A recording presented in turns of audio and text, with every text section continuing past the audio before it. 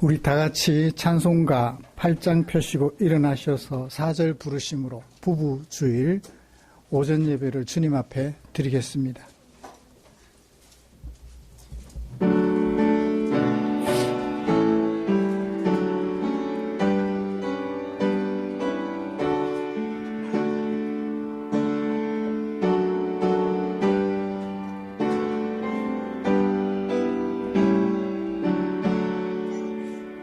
거룩 거룩 거룩 전능하신 주님, 천지 만물 모두 주를 찬송합니다. 거룩 거룩 거룩 전능하신 주님, 성삼위일체 우리 주로다. 아멘.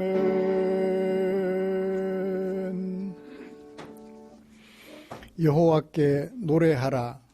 너희는 여호와를 찬양하라.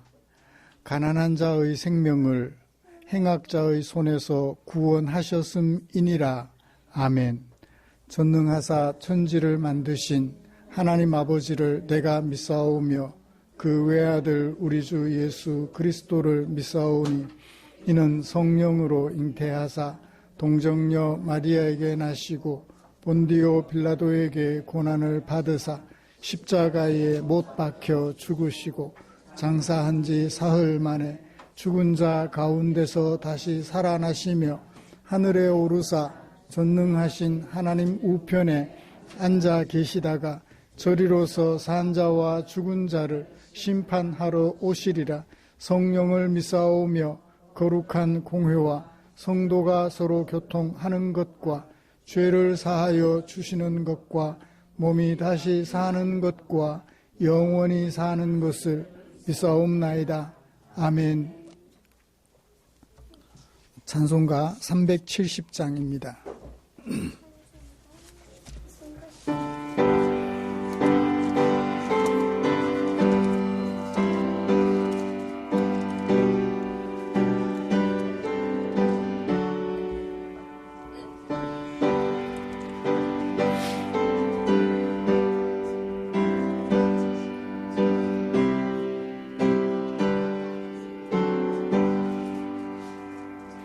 주 안에 있는 나에게 딴 근심이 있으랴.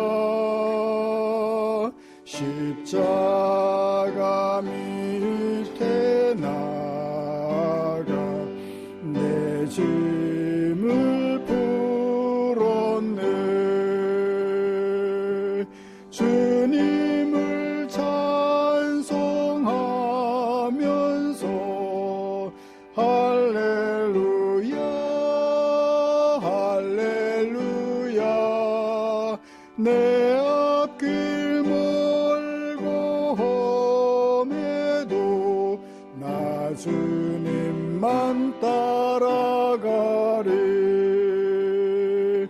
그 두려움이 변하여 내 기도 되었고, 전날에 한숨 변하여 내 노래 되었네. 주님을 찬송하면서 할렐루야 할렐루야. 내 앞길 멀고 험해도 나 주님만 따라가리. 내 주는 자비하셔서 늘 함께 계시고 내 궁핍함을 하시고 늘 채워주시네.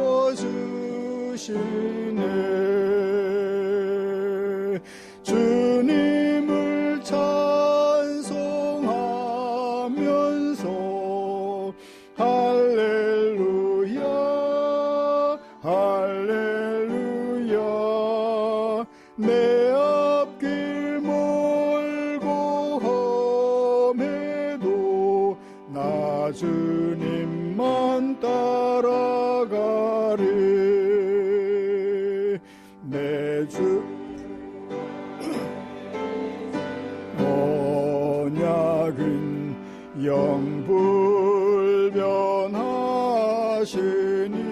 영불변하시니 그 나라 가기까지는 늘 보호하시네. 주님을 찬송하면서 할렐루야 할렐루야. 내 앞길 멀고 험해도 나 주님만 따라가리. 아멘. 교독문 85번 요한 1서 4장입니다. 주보에 기록된 교독문 함께 교독하겠습니다. 사랑하는 자들아, 우리가 서로 사랑하자. 사랑은 하나님께 속한 것이니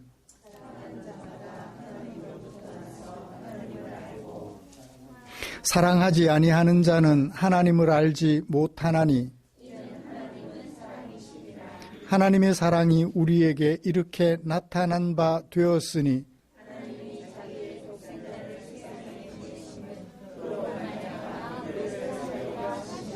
사랑은 여기 있으니 우리가 하나님을 사랑한 것이 아니요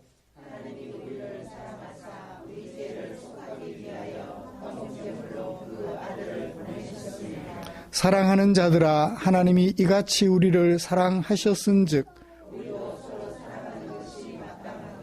어느 때나 하나님을 본 사람이 없으되 만일 우리가 서로 사랑하면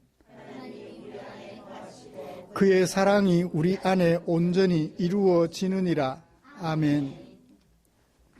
자리에 앉으셔서 찬송가 604장 함께 부르겠습니다.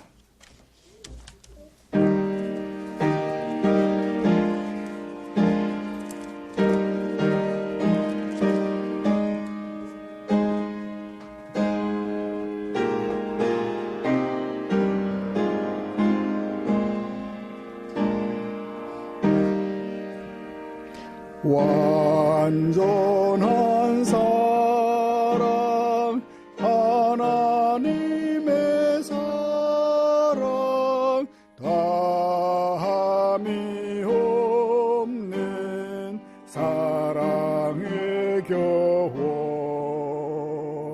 둘 한 몸 되어 보람 있게 살라 손 모아 주님 앞에 빈디다. 온전한 생활 하게 하옵소서. 믿음과 소망 사랑 가지고 아픔과 죽음 겁을 내지 않고 주님만 의지하게 하소서. 슬픔을 이길 할품 주 없고 다툼 다툼은 평화 내리사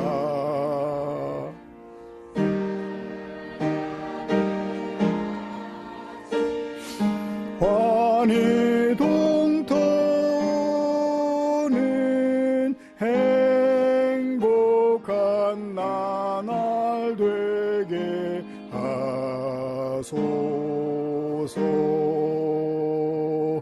아멘.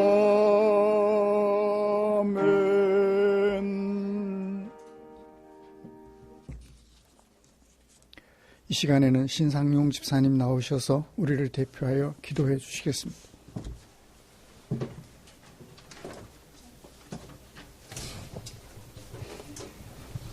사랑과 은혜가 풍성하신 아버지 하나님, 5월의 세 번째 주일에 예배드릴 수 있게 시간과 물질을 허락하여 주심을 감사드립니다.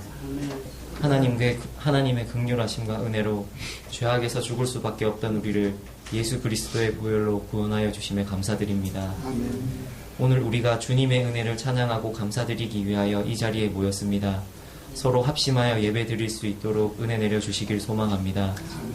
또한 이 자리에 함께하지 못한 성도들을 기억하여 주시고 그들에게도 주님의 은혜가 함께하길 소망합니다. 지난 한 주간 세상을 살아갈 때 나의 생각과 지혜를 더 의지하였음을 주님 앞에 고백합니다. 내 이익을 우선시하고 내게 유리한 것에 따라 행동하였음을 주님께 고백합니다. 세상을 살아갈 때 그리스도 예수 안에서 기도와 간구로 나의 일을 열심으로 할 수 있게 해주시고 때에 맞는 지혜를 내려주사 순간순간에 실족하지 않도록 지켜주시길 소망합니다. 주님 예수 그리스도를 믿는 믿음도 은혜라 하셨고 그로 인해 받는 고난도 은혜라고 하셨습니다. 우리가 살아가는 중에 기쁜 힘든 일에나 늘 주님 안에서 항상 기뻐하고 감사할 수 있는 심령을 허락하여 주시길 소망합니다. 겸손한 마음으로 나보다 남을 낮게 여기고 진심으로 이웃을 섬길 수 있는 그리스도의 종이 되길 소망합니다. 사랑으로 친척과 이웃을 섬길 수 있는 성도가 되게 해주시고 믿지 않는 자들에게 구원의 증거가 되는 주님의 종이 되길 소망합니다. 한 주간 예배 준비하시는 목사님과 사모님에게 육신의 건강함을 허락하여 주시고 이 시간 예배 인도하시는 목사님에게 담대함과 강건함을 허락하여 주사 주님의 말씀을 선포하여 주시길 소망합니다. 예수님의 이름으로 감사하며 기도드립니다. 아멘.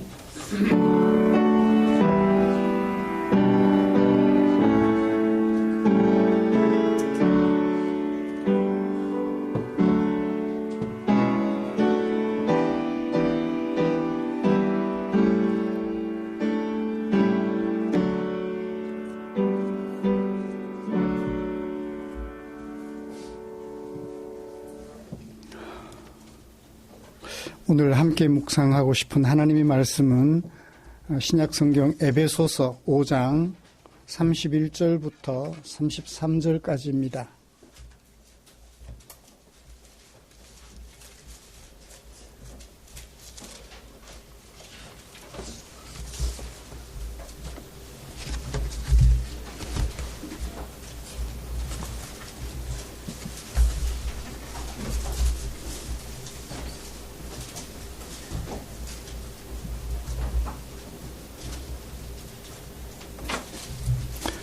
찾으신 줄 알고 한 목소리로 같이 읽고 싶습니다. 시작.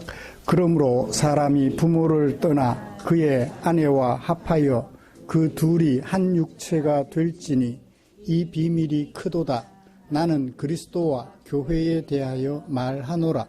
그러나 너희도 각각 자기 아내 사랑하기를 자신같이 하고 아내도 자기 남편을 존경하라. 아멘. 같이 찬양 하나 부르고 말씀 나누고 싶습니다. 기쁨으로 찬양.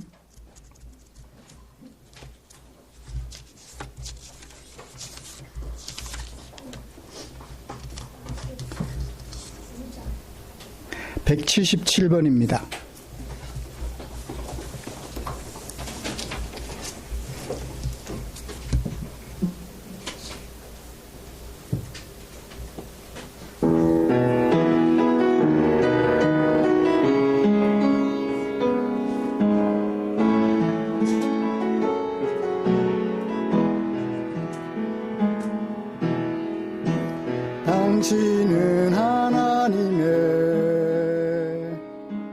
언약 안에 있는 축복의 통로 당신을 통하여서 열방이 주께 돌아오게 되리. 당신은 하나님의 안에 있는 축복의 통로 당신을 통하여서 열방이 주께 예배하게 되리. 한 번 더 하겠습니다. 당신은 하나님의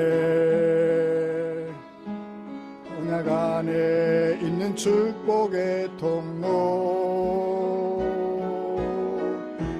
당신을 통하여서 열방이 주께 돌아오게 되리. 당신은 하나님의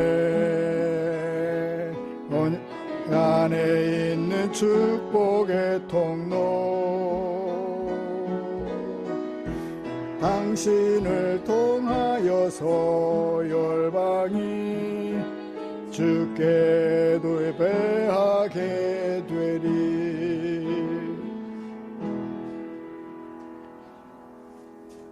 당신을 통해서 우리 가정이 행복해졌고 당신을 통하여서 우리 교회가 주님을 예배할 수 있게 된 것 같습니다.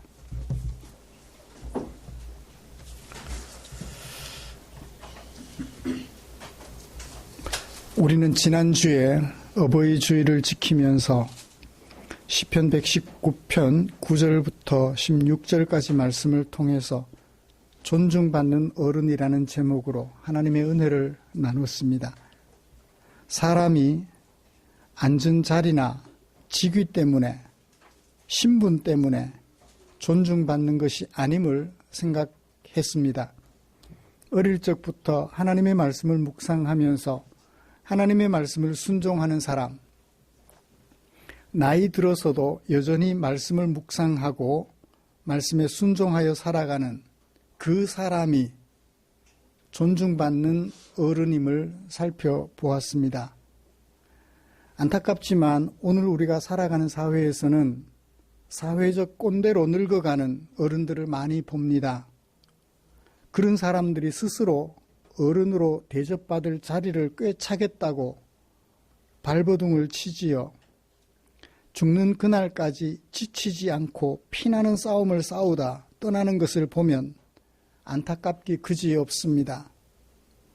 우리는 어떤 자리에 앉아서 어른으로 대접받으려 하는 사람보다는 하나님의 거룩한 백성으로서 존중받는 어른으로 나이 들어가는 사람을 더욱 필요로 하는 시기를 살아가고 있습니다. 이런 때에 말씀 묵상과 순종을 통하여 하나님의 거룩한 백성으로 세워지고 존중받는 어른으로 나이 들어가려는 우리를 위하여 하나님께서는 당신의 마음을 성경에 담아 주셨지요. 오늘은 부부주의를 맞아서 그 중에 에베소서 5장 31절부터 33절, 사실은 앞부분 다 포함인데 조금 길어서 21절부터 33절까지예요. 그 속에 담아두신 하나님의 마음을 살펴보면서 은혜를 나누려고 합니다. 말씀 나눌 때 우리 안에 하나님의 은혜가 충만하게 되시기를 간절히 소원합니다. 먼저 우리가 함께 읽은 본문이 어떤 내용을 어떻게 드러내고 있는지 정리를 좀 해보고 설교 방향을 제시해 드리도록 하겠습니다. 21절부터 시작된 말씀이 33절에 이르러 결론을 맺고 있어요. 21절을 보실래요?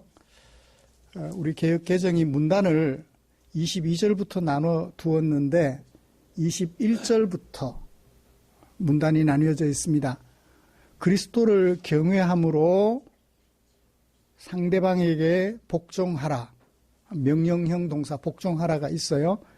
22절에는 아내들은 자기 남편에게 죽게 하듯, 그거밖에 없어요.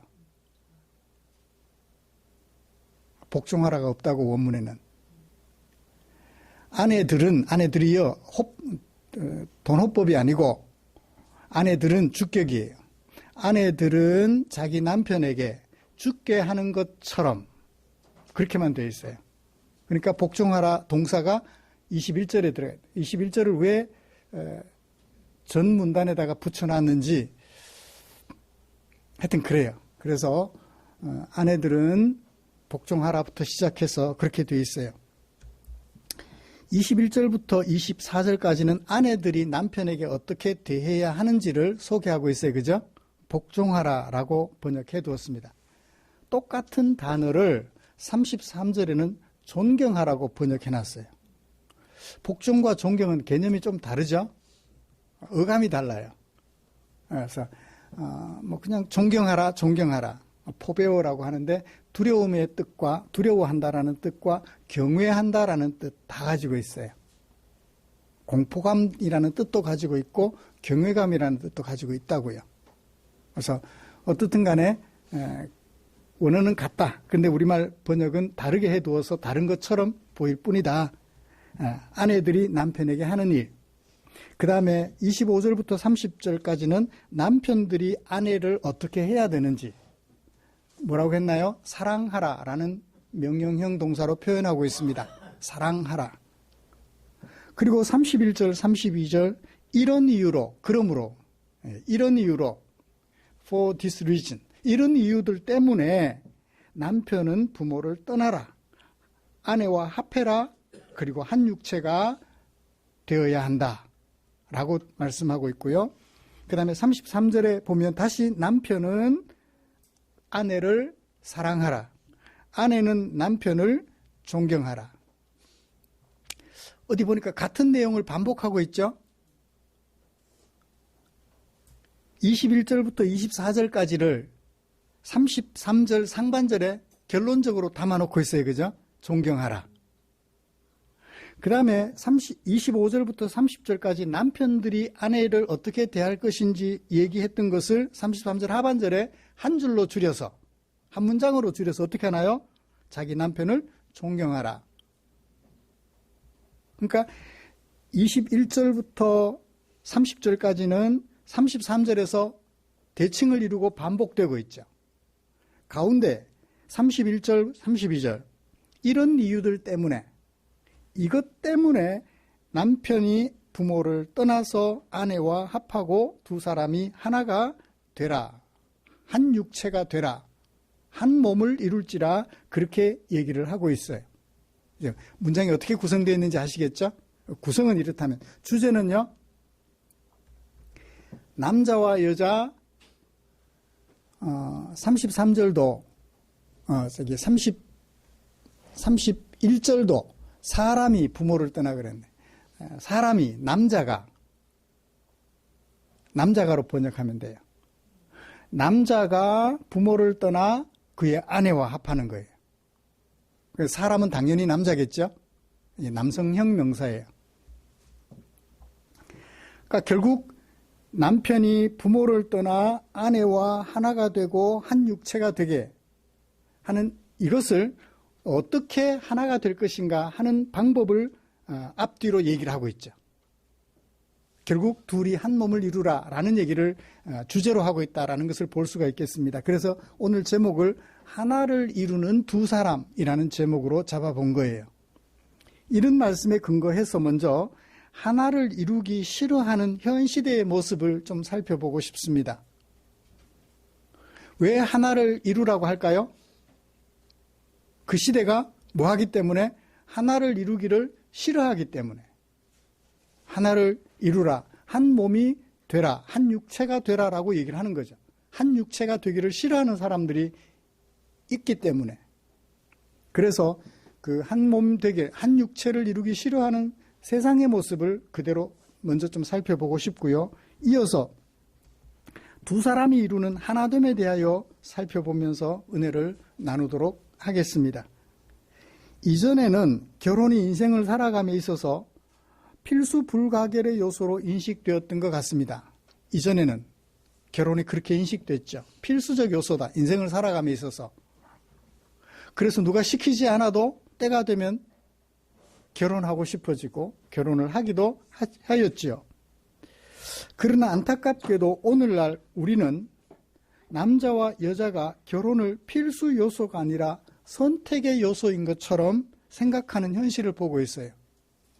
특히 선진국이라고 하는 나라들의 MZ세대들을 중심으로 결혼은 선택이다라고 생각하는 것 같아요. 하나 되는 것을 주저하는 것 같습니다. 학자들이 왜 선진국의 MZ세대들, 후진국은 안 그런데요. 선진국의 MZ세대들이 왜 하나됨을 주저하는가 그 이유를 분석해 놓기를. 첫 번째는 높은 결혼 비용이다 그래요. 결혼하면 비용이 많이 든대요. 옛날에는 안 들었나? 옛날보다 요즘 더 그런가 봐요. 일단 예식비가 너무 많이 들어요. 뭐 예식장에서 웬만큼 하면 5, 6천만 원은 그냥 들어간다면서요. 결혼식을 하기 위하여 예식장에서 소요되는 비용이 5, 6천만 원. 그 돈이 준비 안 되면 결혼식을 못 하는 거죠. 예배당에서 하면 괜찮잖아요. 그래요? 작은 결혼식. 예. 예식이라고 차려서 하면 그렇게 비용이 드나 봐요. 우리 예배당에서는 예, 예식 비용이 그렇대요. 그 다음에 주거 부담이 너무 심하대요. 그러니까 주택 가격. 옛날에는 한 5년 정도만 힘들여서 벌면 집을 샀다고 하는데 요즘은 맞벌이를 해도 10년을 해도 집 사기가, 내 집 장만하기가 쉽지 않다는 거예요. 주거비 부담이 너무 많다는 거예요. 그래서 또 요즘은 그 주거비 부담을 좀 덜어보려고 전세나 월세를 살면 또 이렇게 또 부정한 방법으로 남의 돈을 갈취하는 사람들이 있어요. 이런 것들 때문에, 사회적 불안 요소들 때문에 결혼을 주저하는 거예요. 그 다음에 주거는 어떻게 해결하더라도 육아비가 너무 많이 드는 거예요. 옛날에는 그랬잖아요. 낳아놓으면 알아서 큰다. 그랬는데 요즘은 낳아놓기만 하면 알아서 크는 게 아닌 것 같아요. 비용이 얼마나 많이 드는지. 그러니까 후진국과 달리 선진국이 될수록 더 그런 것 같아요. 육아비 부담이. 높은 결혼 비용이라고 얘기를 하고요. 그 다음에 이어서 개인의 행복을 추구하는 경향이 결혼을 하나됨을 주저하게 만들고 있다는 거예요. 함께라는 것이 싫은 거예요. 간섭받지 않고 혼자서 즐겁게 살다가 가려는 생각들을 많이 하는 것 같아요. 그 다음에 여성들이 결혼을 좀 주저하는 이유가 결혼 때문에 여성들의 커리어가 단절되는 거예요. 경력 단절이에요. 출산하고 양육하다가 보면 누군가는 해야 되는데 하다가 보면 어떻게 돼요? 경력 단절이에요. 아기를 키워놓고 재취업하려고 하면 힘드는 거죠.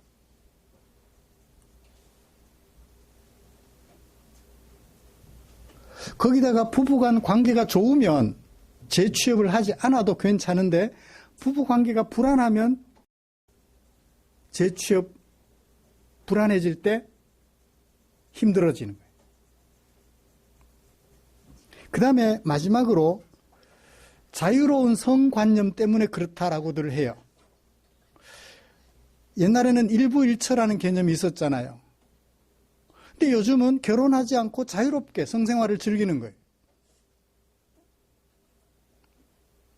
편안하게 그냥 만났다가 헤어지고 만났다가 헤어지고를 반복하는 거죠. 다 그런지는 모르겠는데 그것도 결혼을 주저하는, 하나됨을 주저하는 이유들 중에 하나다라고 얘기를 해요, 학자들이.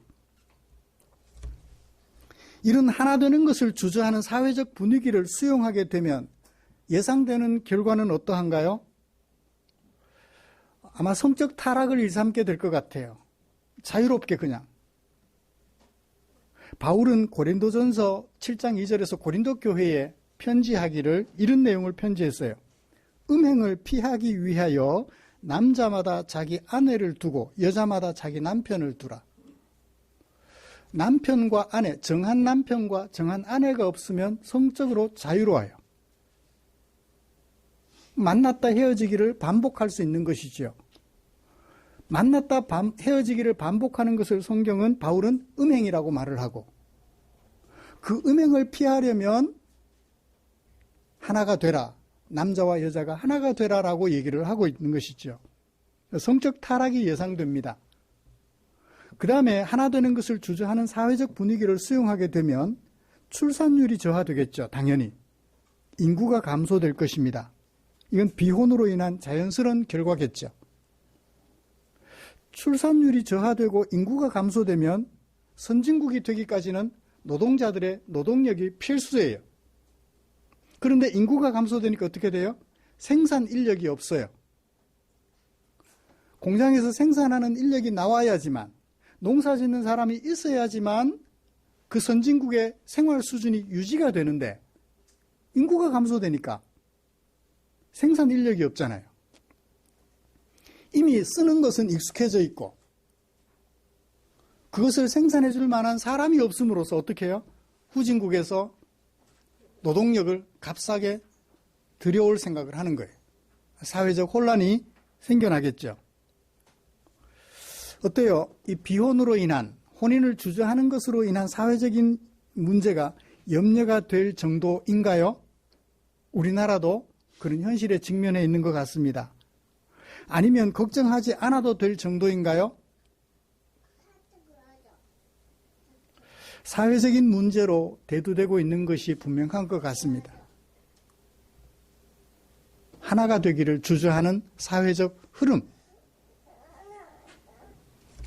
이런 세상에 바울은 둘이 한 육체가 되라고 얘기를 하고 있어요.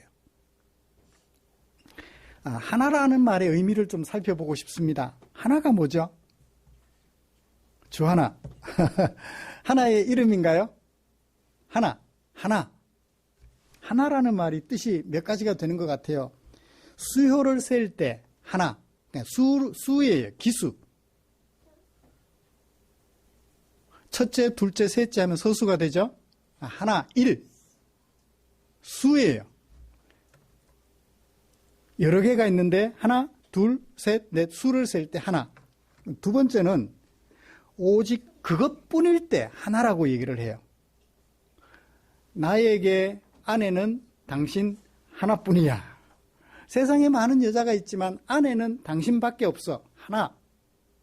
유일한 것을 나타낼 때 하나라고 얘기를 해요. 그 다음에 다른 것이 하나가 되었을 때 또 하나라고 그래요. 일체라고 그래요. 예를 들어서 마음을 하나로 해서 두세 사람이, 우리 지금 성도님들이 마음을 하나로 해서 이 자리에 모여 있어요. 그때도 하나라 그래요. 예수님께서 말씀하셨어요. 예수님이 하나님께 기도하시면서 말씀하시기를 그 민족만 위할 뿐 아니라, 유대 민족만 위할 뿐 아니라 흩어진 하나님의 자녀를 모아 하나가 되게 하기 위하여 죽으실 것을 미리 말씀하시니라. 유대인들만 구원하시는 것이 아니라 흩어져 살아가는, 세상에 흩어져 살아가는 모든 하나님의 자녀를 모아서 하나가 되게 하려고 예수님이 죽으신다라고 얘기를 하고 있어요. 그때 하나가 되는 거예요. 여럿을 하나로 묶어줘요.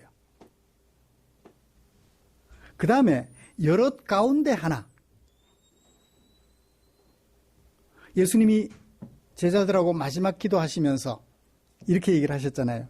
너희들 중에 12명 중에 하나가, 12명 중에 하나, 여럿 중에 하나, 그것도 하나라고 얘기를 해요. 그러면 여기 바울이 하나가 되라는 얘기는 어떤 의미일까요? 네 가지 중에 몇 번째예요? 기억 못 하시나요? 치매 검사할 때 몇 가지를 일러주고 한참 있다가 제가 앞에 3가지를 말씀드렸는데 뭐예요? 라고 묻잖아, 그죠? 제가 4가지를 말씀드렸어요. 하나가 가지고 있는 의미. 여기 하나가 되라는 것은 몇 번째일까요? 3번.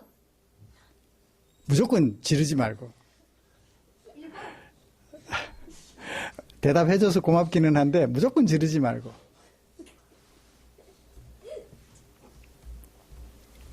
세 번째죠. 첫 번째는 숫자 하나고, 두 번째는 유일한 것, 하나. 세 번째는요, 여럿이 한 마음이 되는 것. 마지막 네 번째는 여럿 가운데 한 사람, 하나. 세 번째죠. 여기 바울이 말하는 하나는 두 사람이, 전혀 다른 두 사람, 존재가 다른 두 사람이 한 마음이 되는 거예요. 마음을 하나로 해서 살아봐. 그렇게 얘기를 하잖아요. 마음이 하나가 되어서. 분명히 존재는 다른데 하나가 되는 거예요. 그것도 하나라고 얘기를 합니다. 그래요. 바울의 말을 빌리면 남자가 누구와 하나가 되는 거예요? 여자와 하나가 되는 거예요. 어떻게 해서? 떠나서. 어떻게 해서? 합해서 하나가 되는 거예요. 그걸 하나라고 말을 해요. 그러므로 여기 하나는 제가 이렇게 말을 하고 싶어요. 한 팀이다. 한 팀이다. 여기 하나라는 말은 한 팀을 말하는 거예요. 한 팀을 이루는 것이 이 세상에는 참 많이 존재합니다. 여러분이 직장 생활 하시잖아요. 직장도 한 팀이에요. 그죠? 무엇을 목적으로 하는? 이윤을 목적으로 하는 여러 사람들이 함께 모여서 팀을 이루어요. 한 팀이에요. 그것도 하나예요. 이윤을 목적으로 함께 모인 사람들, 자본을 가진 사람과 노동력을 가진 사람, 자본은 없지만 노동력을 가진 사람, 이런 사람들이 함께 모여 팀을 이루는 거예요. 그걸 하나라고 말을 하죠. 계모임도 하나예요. 그죠? 한 팀이에요. 이윤을 목적으로 돈을 가진 몇몇 사람들이 모여서 그 돈을 가지고 빌려주고 빌리고 해서 이윤을 창출해 나가는 모임. 그것도 한 팀이에요. 그러면 여기 부부가 남자와 여자가 한 팀이 되는 거예요. 하나가 된다라는 말은 한 팀이 돼요. 그러면 그 팀에는 뭐가 있어야 돼요? 목적이 있어야 돼요. 기업은 자본가와 노동자들이 자본과 노동력을 중심으로 한 팀을 이루는 것은 이윤을 얻기 위함이라고. 목적이 분명하다 그랬잖아요. 목적이 없는 팀은 없어요. 목적이 없는 팀은 없어요. 그리고 그 목적을 이루기 위한 방법이 있어야 돼요. 그래야 한 팀이 돼요. 그렇죠? 그러면 목적과 방법, 이걸 좀 얘기를 해보죠. 본문 속에서 찾아봤으면 좋겠습니다. 자, 한 팀이 되려면 목적, 동일한 목적을 공유해야 해요. 남자와 여자가 결혼하여 하나가 되는데, 부부가 되어서 하나가 되는데 목적이 공유되지 않으면 결혼하면 안 돼요. 목적이 다르면 한 사람은 돈이 목적이고 한 사람은 성이 목적이면 이건 부부가 아니에요. 그죠? 목적이 동일해야 돼요. 목적을 공유할 수 있어야 돼요. 자, 본문 속에서 살펴보죠. 아내의 목표는 무엇이어야 될까요? 아내는 남편들에게 어떻게 해라? 복종해라. 어떻게? 누구에게? 자기 남편에게. 어떻게? 죽게 하는 것처럼. 죽게 하는 것처럼 복종해라. 우리가 왜 죽게 복종해요? 아버지의 뜻을 우리 주님이 이 땅에 이루러 오셨기 때문입니다. 주님은 아버지의 뜻을 이루기 위하여 자신의 온 몸을 바치셨어요. 그러면 남편에게 복종하는데 그 남편은 어떤 남편이어야 되죠? 예수님처럼 아버지의 뜻에 복종하는 남편이어야 되죠. 아버지의 뜻을 알고 아버지의 뜻에 복종하는 남편에게 복종하라는 얘기예요. 자, 남편들에게 보죠. 남편들에게는 아내들을 어떻게 하라? 사랑하라고 얘기를 해요. 아내를 사랑하라고 얘기를 해요. 어떻게 사랑하라? 그리스도께서 교회를 사랑하신 것처럼 자신의 목숨을 내어주어 사랑하라. 목적이 뭐죠? 그리스도가 교회를 사랑하신 목적이 거룩하게 한다. 교회를 거룩하게 하려고 자신의 목숨을 내어놓아 생명을 내어놓아 사랑해 주셨던 것처럼 나의 아내를 거룩한 아내로 만들어가는 거예요. 거룩한 아내는 어떻게 거룩한 아내가 될 수 있어요? 아내는 어떻게 거룩한 아내가 될 수 있죠? 아버지의 뜻을 이룰 때 거룩한 아내가 될 수 있습니다. 자, 그렇다면 여기 아내와 남편의 공동 목표가 정해져요. 어떤 목표죠? 아버지의 뜻을 찾고 그 뜻을 함께 마음을 모아서 이루어가는 것, 협력하는 것. 그것이 공동의 목표예요. 제가 결혼할 때 딸 둘을 낳고 그만 낳을까 했더니 저희 아버지께서 집안 문 닫으려면 그만 낳으라 그러셨어요. 그래서 하나를 더 낳았더니 아들이었어요. 옛날에는 결혼의 목적이 뭐예요? 아들을 얻어서 가문을 이어가는 것. 아들을 낳아서 성실을 물려주는 것. 가문을 이어가는 것. 그것이 결혼의 목적이었어요. 그러다 보니까 아들을 낳지 못하거나 자녀가 없는 경우는 어떻게 해요?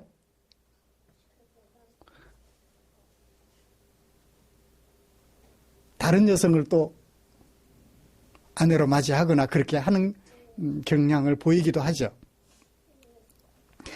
결혼의 목표가 옛날에는 그런 것이었어요. 그런데 하나님 앞에서 결혼의 목적은 뭐다? 아버지의 뜻이 이루어지도록 함께 협력하는 거예요.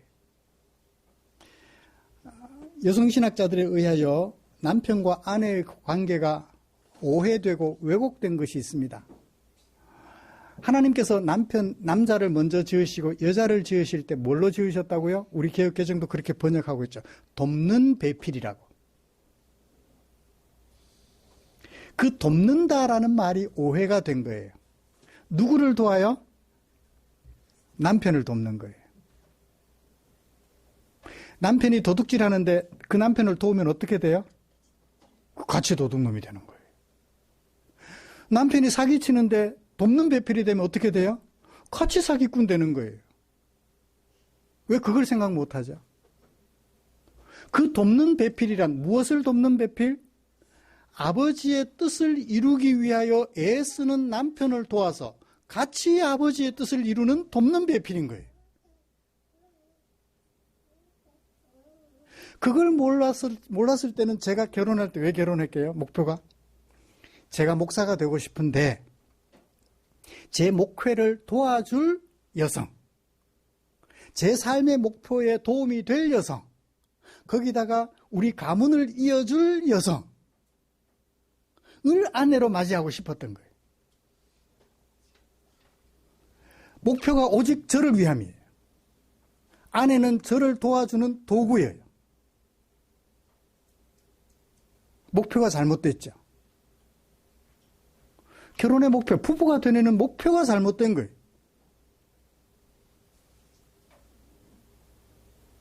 성경이 말하는 목표와 제가 생각했던 목표가 달랐던 거죠. 그러면서도 목사가 되겠다고 신학을 공부하고 있었던 제 모습이 얼마나 부끄러운지요. 동일한 목적을 공유해야 합니다. 결국 결혼은 두 사람이 한 팀을 이루는데 목적이 분명해야 돼요. 우리를 창조하시고 우리를 부부가 되게 하시는 아버지의 뜻을 이루어 너도 행복하고 나도 행복한, 우리가 행복한 그것을 목표로 삼아야 한다는 거죠.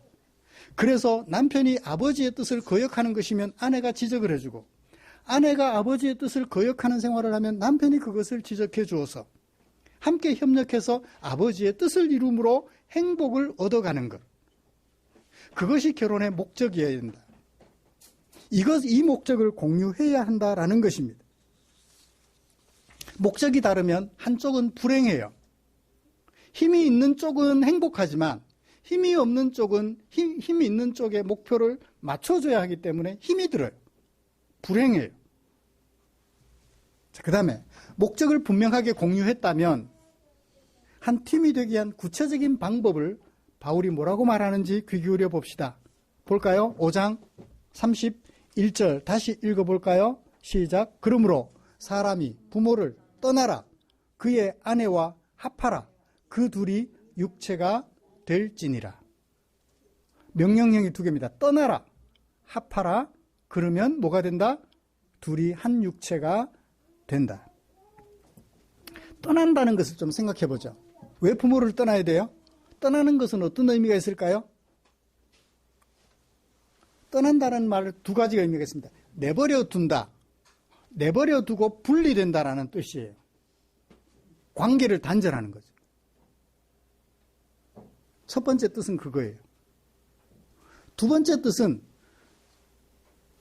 지리적 또는 심리적으로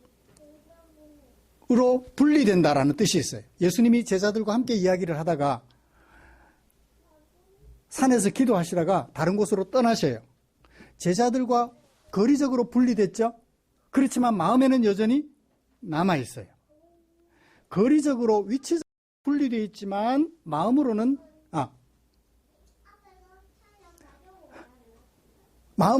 연결되어 있는 것. 이것도 떠나는 거예요. 거리적으로도 떠나지만 심리적으로도 분리되는 것. 이것도 떠나는 거예요. 여기서 떠나라는 것은 어떤 의미일까요? 다시 설명할까요? 거리적으로도 떠나고 관계도 끊어지는 것도 떠나는 거예요. 첫 번째, 관계도 끊어지고 거리적으로도 분리되는 것. 두 번째, 거리적으로는 분리되어 있지만 위치상으로는 분리되어 있지만 심리적으로는 여전히 연결되어 있는 것도 떠나는 거예요. 아침에 집을 떠나서 예배당으로 오셨죠?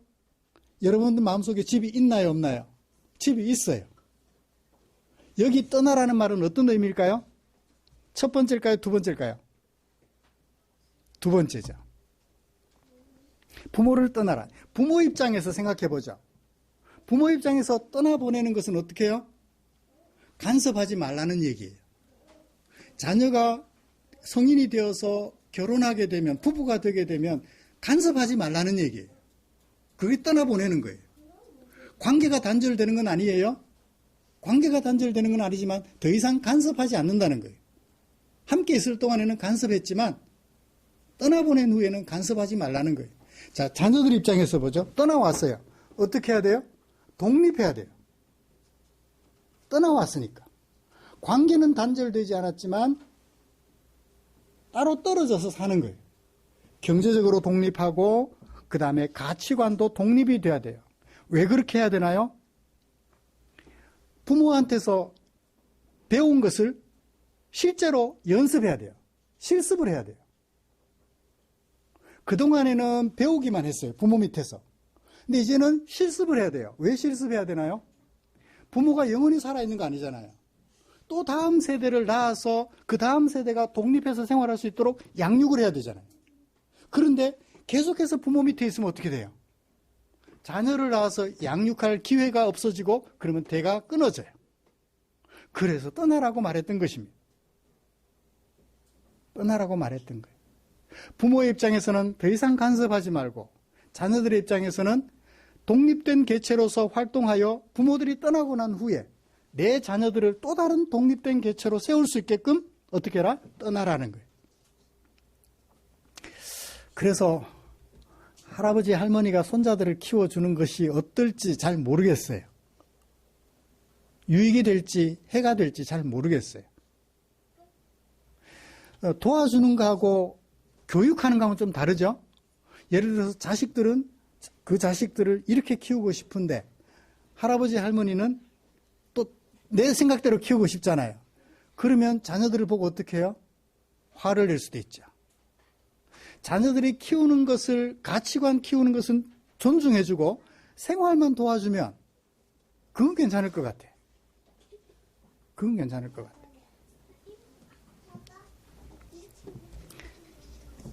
그래요. 떠나야 합니다. 둘이 하나가 되려면 부모로부터 분리가 되어야 돼요. 분리가 돼야 돼요. 그 다음에 두 번째 어떻게 해라? 합하라고 그래요. 합하다.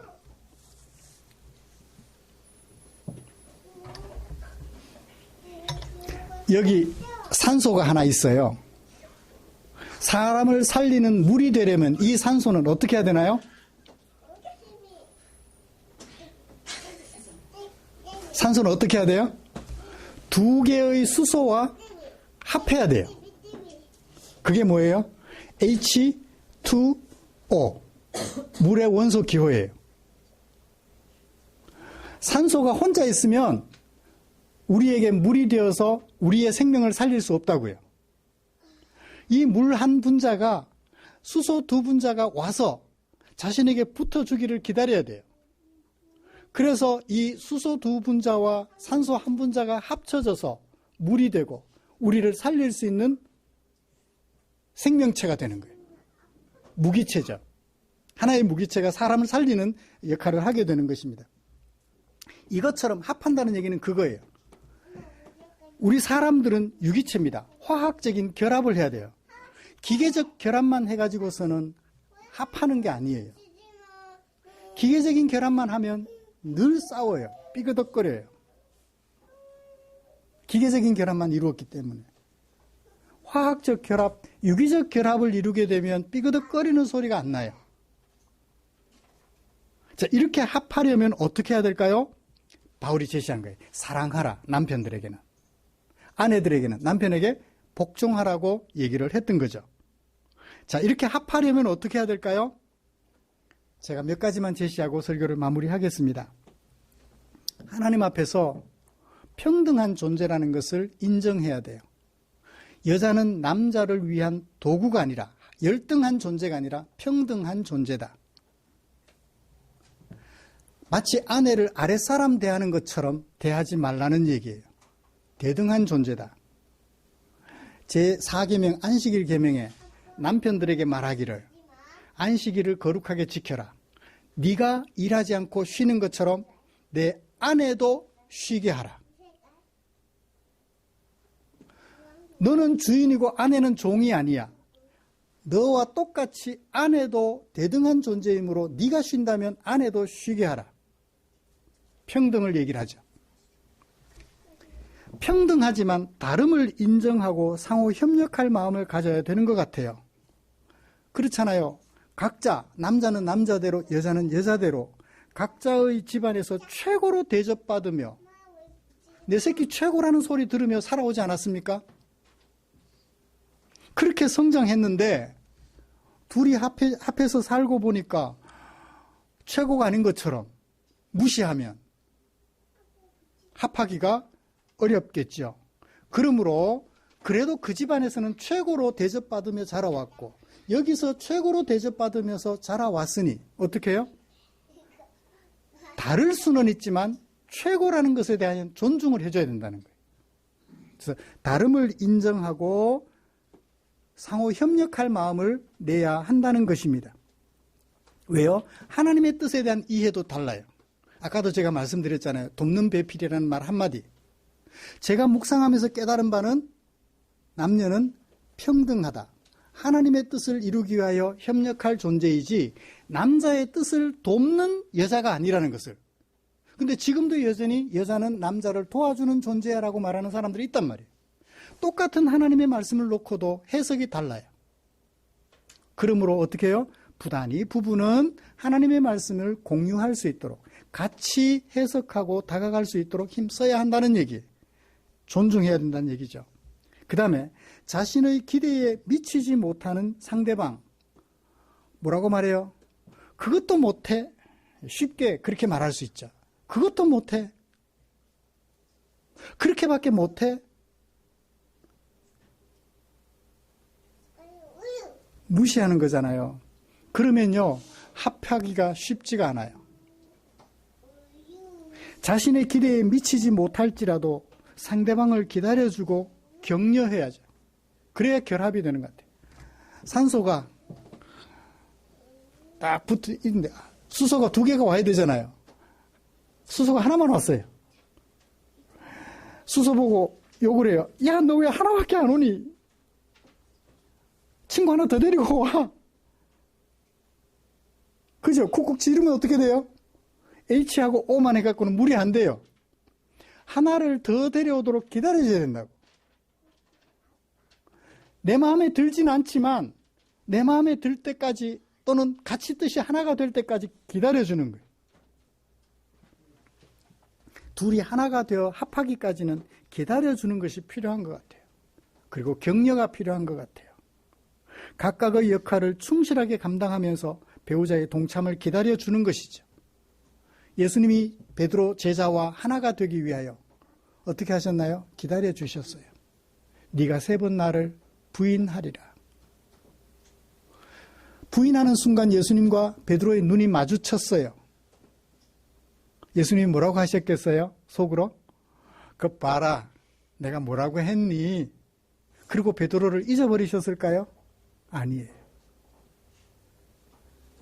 낙심한 베드로, 갈릴리로 가버린 베드로 찾아가서 만나주셨잖아요. 그랬더니 베드로가 나중에 어떻게 돼요? 감동이 되어서 성령 강림을 경험하는 순간 너희가 죽인 그가 예수다라고 사람들 앞에 설교하는 설교자가 될 수 있었지요. 마지막으로 지난주에 말씀했던 것 다시 한번 정리합니다. 공동의 목표, 곧 하나님의 뜻이 펼쳐지는 가정을 세우기 위하여 부지런히 하나님의 말씀을 함께 묵상하십시오. 그래서 아버지의 뜻을 함께 공유해 가십시오. 그러면 꾸준히 하나가 될 것 같아요. 한 팀이 이루어질 것 같습니다. 말씀을 마치겠습니다. 부부라는 인간관계는 유기체입니다. 남자와 여자 두 사람이 이루는 화학적 결합이지요. 한쪽의 잘못으로 인하여 다른 한쪽은 극도의 고통을 맛보게 되기도 합니다. 견딜 수 없을 정도의 고통이라면 부부라는 한 팀을 해체하는 것도 나쁘지는 않을 것 같아요. 그리고 두려우면 혼자 사는 것도 한 방법이 될 수 있을 것입니다.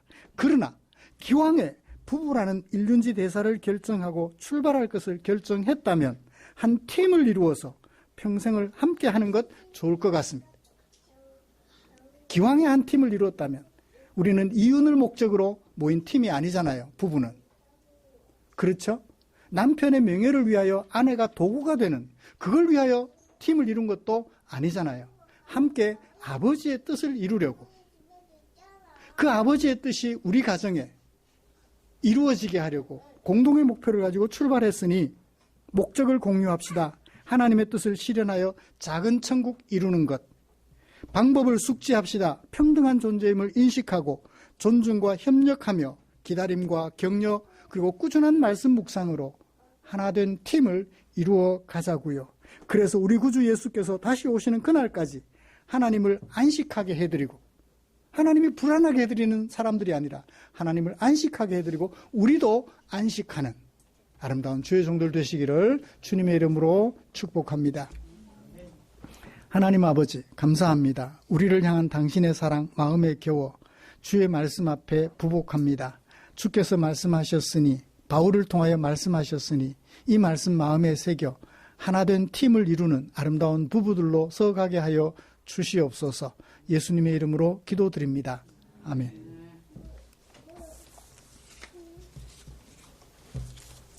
찬송가 634장 부르시면서 준비한 헌금 드리겠습니다.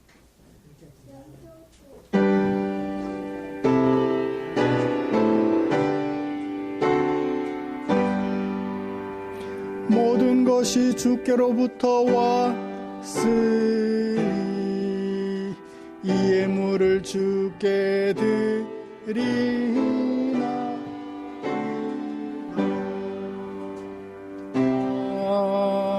아멘. 드린 헌금 위해서 기도하겠습니다. 감사합니다. 우리에게 허락하신 직장, 우리에게 허락하신 가정,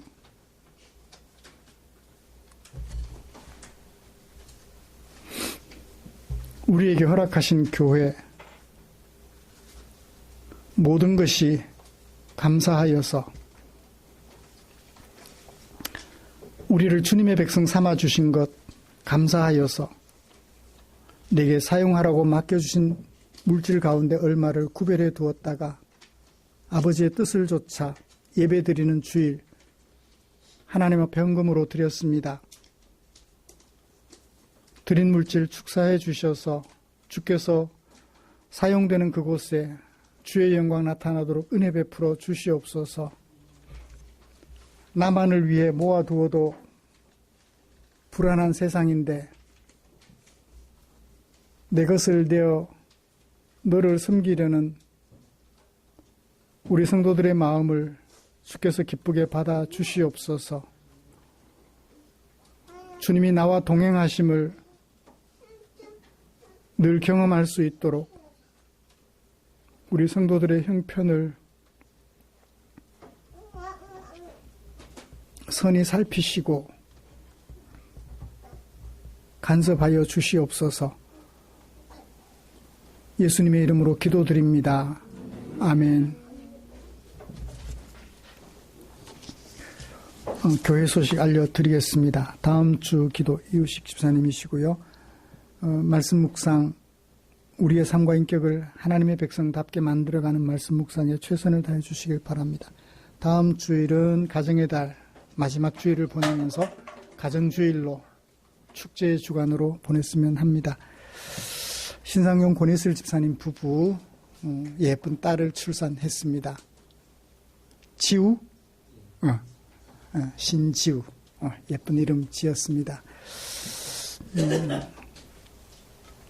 사진 보여드릴 수 있으면 좋은데 전 봤어요. 예쁘고 예뻤습니다. 지혜롭고 건강하게 성장하도록 기도해 주시면 감사하겠고요. 우리 박태현 집사님 사무실 이전했습니다. 완전히 꾸몄나요? 이전 감사 예배 같이 한번 드릴 수 있으면 좋겠습니다. 곁에 계신 분들과 인사 나누시죠.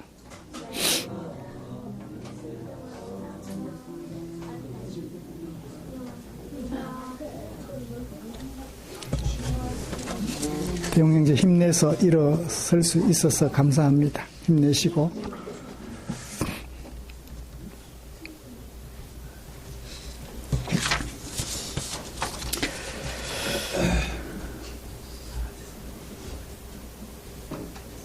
찬송가 57장 펴시고 일어나셔서 찬송 부르고 축도함으로 예배를 마치겠습니다.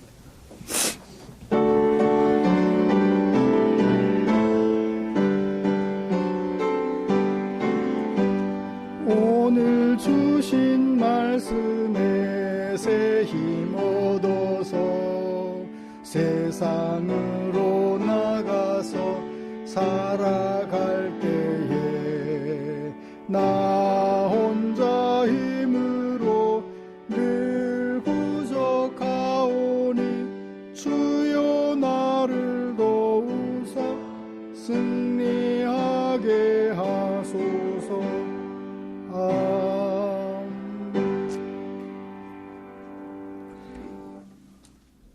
우리 구주 예수 그리스도의 은혜와 하나님 아버지의 지극하신 힘과 성령 하나님의 인도하시고 위로 충만 교통 격려하시는 은혜가 이제